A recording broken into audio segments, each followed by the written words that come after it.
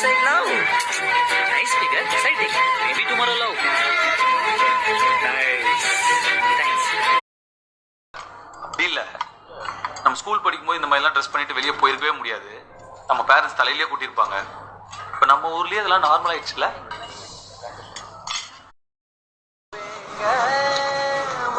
ஆனா நீ தான் பூஜா தப்பு பண்ணிட்டு இருக்கிற. என்ன காதலிக்கிற தப்பு. நான் தப்பு பண்ணல.